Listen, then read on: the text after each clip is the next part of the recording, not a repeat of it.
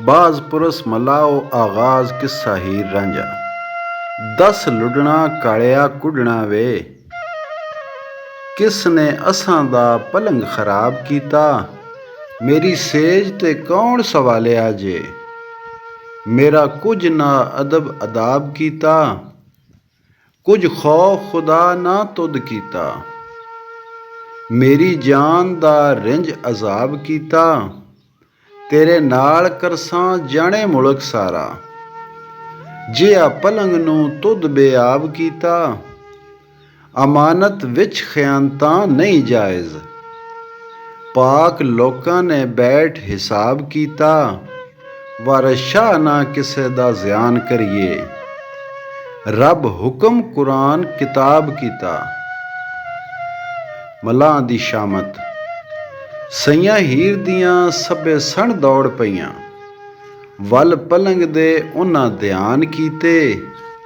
ਸੋਹਣਾ ਵੇਖਿਆ ਇੱਕ ਜਵਾਨ ਸੁੱਤਾ, ਅਤੇ ਲਾਲ ਦੁਸ਼ਾਲਿਆਂ ਤਾਣ ਕੀਤੇ। ਗੁੱਸੇ ਹੋ ਮਲਾਹ ਨੂੰ ਪਕੜ ਸੰਗੋਂ, ਮੁਸ਼ਕਾਂ ਬੰਨ ਕੇ ਚਾਹ ਗਲਤਾਨ ਕੀਤੇ। ਆਣ ਪਲੰਗ ਤੇ ਕੌਣ ਸਵਾਲਿਆ ਜੇ, ਸਾਡੇ ਵੈਰ ਦੇ ਤੁਸਾਂ ਸਮਾਨ ਕੀਤੇ। ਪਕੜ ਲੈ ਜਬੀਲ ਤੇ ਮਾਰ ਛਮਕਾਂ, ਵਿੱਚ ਬੇੜੀ ਦੇ ਲਹੂ ਲਹਾਨ ਕੀਤੇ। ਚੰਗੇ ਮਾਰ ਸਵਾਰ ਜਬੀਲ ਸਾਰੇ, ਵਾਰਸ ਸ਼ਾਹ ਵਾਂਗੂ ਤਾਇਬਾਨ ਕੀਤੇ। ਜਵਾਬ ਮਲਾਹਾਂ। ਕੁੜੀਏ ਮਾਰ ਨਾ ਅਸਾਂ ਬੇਦੋਸਿਆਂ ਨੂੰ, ਕੋਈ ਅਸਾਂ ਨਾ ਇਹ ਮਹਿਮਾਨ ਕੀਤੇ। ਇਹ ਤਾਂ ਆਣ ਬੈਠਾ ਬੋਲੇ ਰਾਗ ਸੋਹਣੇ, ਸਿਰ ਲੋਕਾਂ ਦੇ ਐਸ ਅਹਿਸਾਨ ਕੀਤੇ।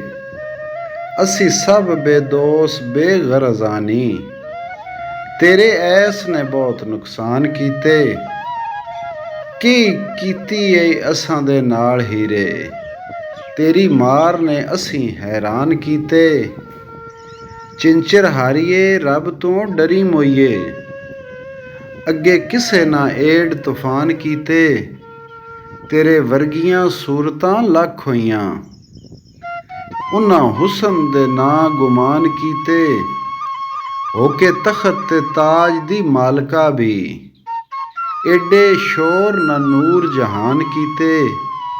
ਆਖਰਕਾਰ ਬਲਗੀਸ ਵੀ ਹੋਈ ਆਜਜ਼, ਮੰਨੇ ਹੁਕਮ ਜੋ ਜੋ ਸੁਲੇਮਾਨ ਕੀਤੇ। ਜ਼ੁਲੈਖਾਂ ਵਾਂਗ ਜੇ ਸਾਬਤ ਕਦਮ ਰਹੀਓ, ਤਦੋਂ ਜਾਣ ਲਈ ਸਾਂ ਦਰਸ਼ਨ ਪਾਣ ਕੀਤੇ।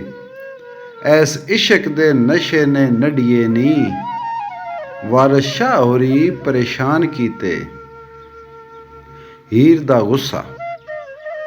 ਜਵਾਨੀ ਕਮਲੀ ਰਾਜ ਹੈ ਚੂਚਕੇ ਦਾ, ਅਵੇ ਕਿਸੇ ਦੀ ਕੀ ਪਰਵਾਹ ਮੈਨੂੰ। ਧਰੂ ਕੇ ਪਲੰਗ ਤੋਂ ਚਾਹ ਸੱਟਾਂ, ਆਇਆ ਕਿਧਰੋਂ ਇਹ ਬਾਦਸ਼ਾਹ ਮੈਨੂੰ। ਨਾ ਹੀ ਪਲੰਗ ਤੇ ਐਸ ਨੂੰ ਟਿਕਣ ਦੇਣਾ, ਲਾ ਰਹੇਗਾ ਲੱਖ ਜੇ ਵਾਹ ਮੈਨੂੰ। ਨਾਡੂ ਸ਼ਾਹ ਦਾ ਪੁੱਤ ਕੇ ਸ਼ੇਰ ਹਾਥੀ, ਪਾਸ ਢੁਕਿਆਂ ਲਏਗਾ ਢਾ ਮੈਨੂੰ।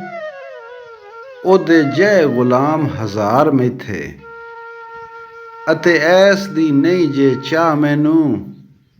ਇਹ ਬੋਦਲਾ ਪੀਰ ਬਗਦਾਦ ਗੁੱਗਾ, ਮੇਲੇ ਆਣ ਬੈਠਾ ਵਾਰਸ ਸ਼ਾਹ ਮੈਨੂੰ।